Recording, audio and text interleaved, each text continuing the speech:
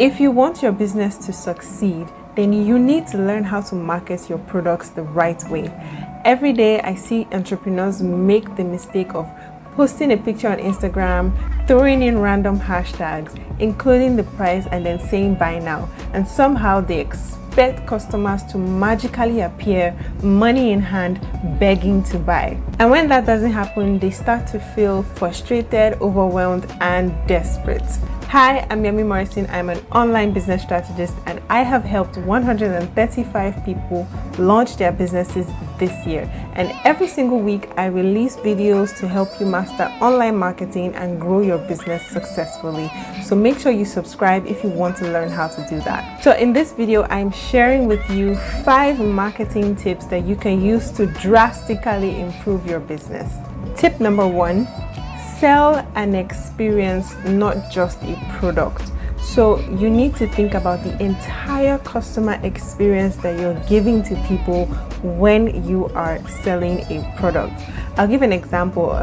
When I used to work in a hair company, what we used to do was not only do we let people touch the bundles and then make their offer, we ask them questions like, how long do you want it to be? What color do you have? What kind of curls do you have in mind? Ask them exactly what they want to see and give them the best product possible that matches that description.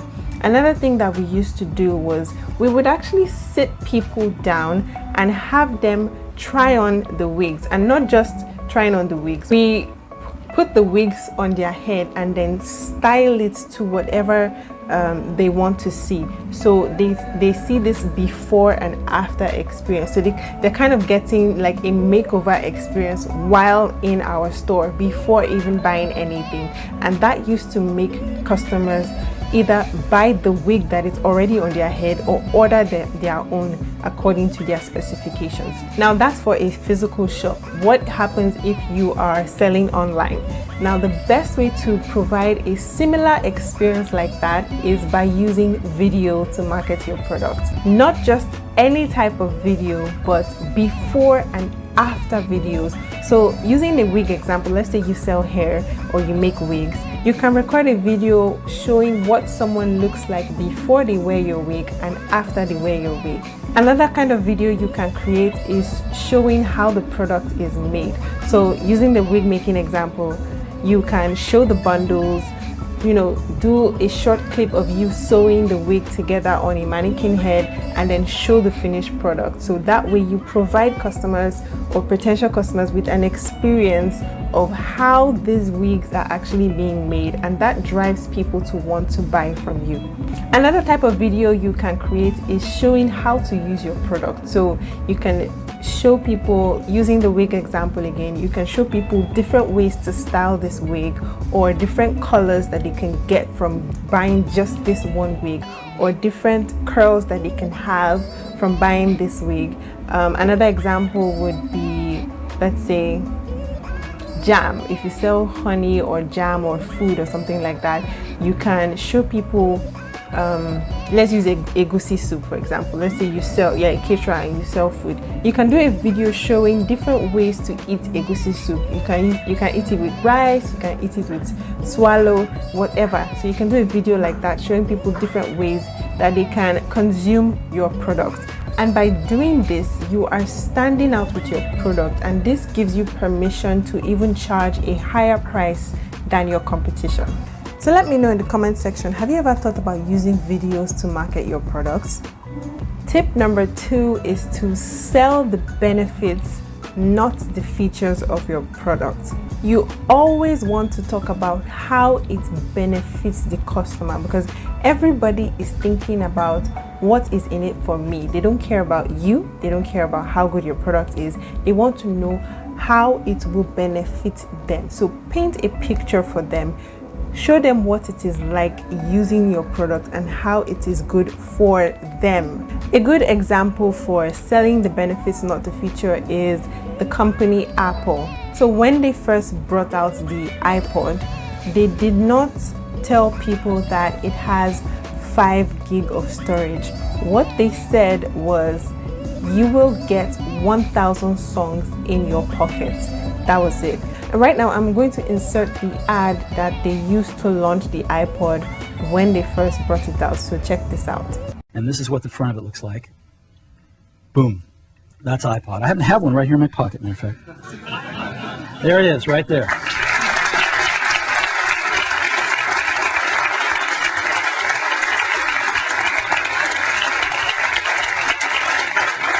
So, this amazing little device holds 1,000 songs, and it goes right in my pocket.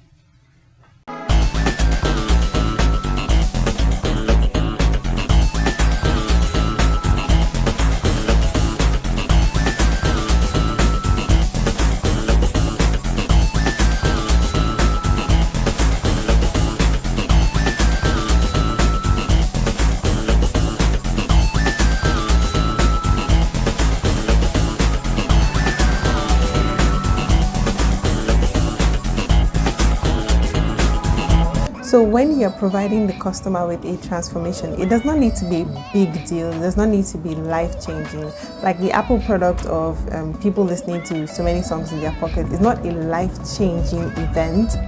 For example, if you're selling perfume, you can show the benefit of buying perfume from you. You can tell the customer how people will give them more compliments for smelling nice, or how it can boost their confidence when you know that their perfume is bad. The next tip is to move people further away from pain or take them closer towards pleasure. Every customer has a pain point or a desire that they want fulfilled. So when you're talking about your product, you can emphasize on how your product solves that problem. For example, let's say you are a delivery company.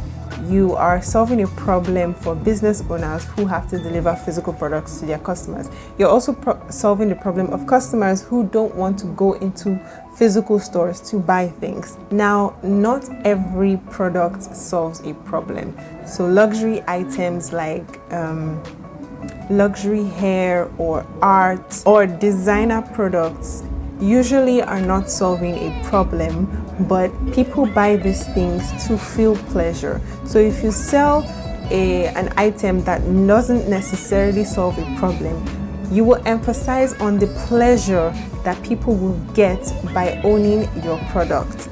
The next tip is to know that selling is an exchange of value. Both parties, both the seller and the buyer, are benefiting from this transaction. One person does not have the upper hand and the other person is not a victim. Both of you are equals exchanging value. So for example, let's say you want a dress and I have a dress. All you have to do to get that dress is to give me money in exchange, and then I give you the dress. So we're exchanging things, and the more you make your customer feel like they are benefiting from this transaction, the more likely they will buy from you, and the more likely they will continue to buy from you. And that leads to tip number 5. Do not compete based on price, compete based on value.